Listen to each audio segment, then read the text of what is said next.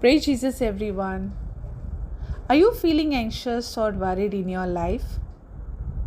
The Word of God in Philippians chapter 4, verses 6 and 7 reminds us, do not be anxious or worried about anything, but in every circumstance and situation, by prayer and petition with thanksgiving, continue to make your specific request known to God. And the peace of God, which surpasses all understanding, will guard your hearts and mind through Christ Jesus. So it can be challenging not to feel anxious in our world today.